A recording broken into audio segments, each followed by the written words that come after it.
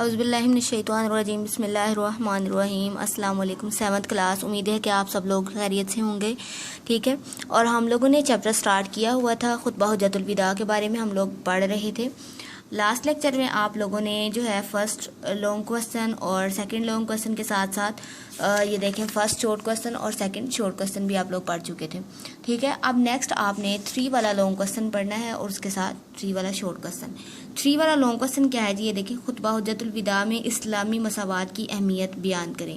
خطبہ حجۃ الوداع میں اسلامی مساوات یعنی کہ اسلام نے کس طرح سے برابری انسانوں میں پیدا کی ہے، انسانوں کو برابری کے بارے میں کس طرح سے بتایا۔ خطبہ حجۃ الوداع میں آپ صلی اللہ علیہ وآلہ وسلم نے کیا ارشاد فرمایا ہے اسلامی مساوات کے بارے میں، اس کو آپ نے پڑھنا ہے۔ آپ پیج ٹرن کریں، ٹھیک ہے۔ آپ کا پیج نمبر یہ ہے 43 پیج نمبر اوپن کریں۔ یہاں پہ یہ دیکھیں فرسٹ والا ہی پیراگراف ہے، اے لوگو تمہارا رب ایک ہے اور تمہارے باپ حضرت آدم علیہ السلام ہیں۔ کیا کہا گیا؟ اے لوگو تمہارا رب ایک ہے اور تمہارے باپ حضرت آدم علیہ السلام ہیں، ٹھیک ہے۔ اور نیکسٹ کہا ہے کسی عربی کو غیر عربی پر اور کسی غیر عربی کو عربی پر، گورے کو کالے پر اور کالے کو گورے پر کوئی فضیلت نہیں مگر تقوی کے سبب۔ یعنی اس کا مطلب یہ ہے کہ کسی عربی کو، یعنی کہ جو عرب میں رہنے والا ہے، اس کو کسی غیر عربی پہ ہم یہ مطلب نہیں، اس کو پریفر نہیں کر سکتے۔ ہم یہ نہیں کہہ سکتے کہ عربی زیادہ معزز ہے، وہ زیادہ عزت دار ہے، اور جو دوسرے علاقے میں رہنے والا ہے اس کی کوئی عزت ہی نہیں ہے، ٹھیک ہے۔ ایسا کچھ بھی نہیں ہے۔ اور اگر کوئی گورا ہے تو اگر غیر عربی ہے تو وہ غیر عربی سے زیادہ جو ہے وہ صحیح عزت دار ہے، ہم یہ بھی نہیں کہہ سکتے۔ اور اگر کوئی گورا ہے اس کو کالے پر ہم فوقیت نہیں دے سکتے، یہ نہیں کہہ سکتے کہ گورا جو ہے وہ زیادہ معزز ہے اور کالے کی کوئی عزت ہی نہیں ہے، یا نہ ہی ہم یہ کہہ سکتے ہیں کہ کالا زیادہ معزز ہے اور گورے کی کوئی عزت ہی نہیں ہے، ٹھیک ہے۔ تمام انسان جو ہے وہ آپس میں برابر ہیں، اور مگر تقوی کے سبب، یعنی کہ صرف وہ انسان جو متقی ہے، پرہیزگار ہے، اللہ تعالیٰ کے احکامات پر عمل کرنے والا ہے، ٹھیک ہے، اللہ تعالیٰ کی عبادت کرنے والا ہے اور تمام بندوں کے حقوق کو پورا کرنے والا ہے، متقی ہے، صرف وہی جو ہے وہ فضیلت، اسی کو سب پہ فضیلت حاصل ہوگی، ٹھیک ہے۔ اور انسان جو ہے وہ سبھی برابر ہیں، تو جو متقی ہے اس کی وہ فضیلت کے لحاظ سے جو ہے وہ اوپر والے درجے پہ ہوگا۔ اور تم سب حضرت آدم علیہ السلام کی اولاد ہو، یعنی کہ حضرت آدم علیہ السلام کی تم سب انہی کی اولاد ہو، ٹھیک ہے۔ اور حضرت آدم علیہ السلام مٹی سے پیدا کیے گئے، ٹھیک ہے۔ اور آپ صلی اللہ علیہ وسلم نے بتا دیا ہے کہ تم سب حضرت آدم علیہ السلام کی اولاد ہو اور حضرت آدم علیہ السلام مٹی سے پیدا کیے گئے۔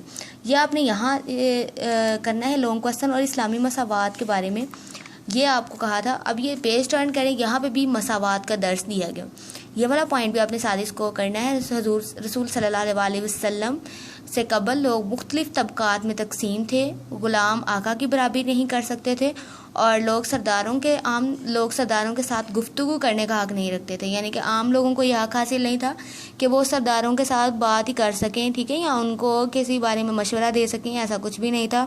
عام لوگ جو تھے وہ کیا کرتے تھے جی؟ وہ سرداروں کے سامنے بول بھی نہیں سکتے تھے، ٹھیک ہے۔ اتنا زیادہ زمانہ جاہلیت تھی اور اس طرح سے ہو چکا تھا، اور آپ نے کیا کیا؟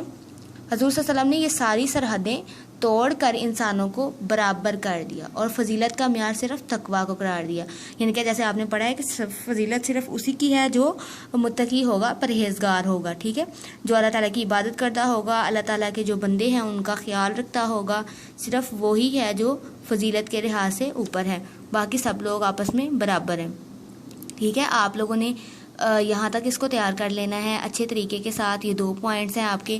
نیکسٹ والا شارٹ کوسچن دیکھیں ذرا، یہ آپ کا شارٹ کوسچن نمبر 3 ہے۔ خطبہ حجۃ الوداع میں آپ نے امانت کے متعلق کیا ارشاد فرمایا؟ تو پیج کو ٹرن کریں گے آپ، یہ دیکھیں امانت کے متعلق کیا ارشاد فرمایا تھا۔ اے لوگو تمہاری جان، تمہاری مال اور تمہاری عزتیں ایک دوسرے پر حرام ہیں، اور زمانہ جاہلیت کا سود ختم کر دیا گیا ہے، صرف اصل سرمایے تمہارے ہیں، نہ تم کسی پر ظلم کرو اور نہ کوئی تم پر ظلم کرے۔ خبردار جس کے پاس کسی کی امانت ہو، پاس اسے چاہے کہ وہ مالک کو لوٹا دے۔ یہ آپ صلی اللہ علیہ وسلم کا فرمان ہے، تو اس میں کسی قسم کی آپ نے رد و بدل نہیں کرنی، بالکل اسی طرح سے لکھنا ہے اس کو بھی اور یہ لانگ کوسچن کو بھی، ٹھیک ہے۔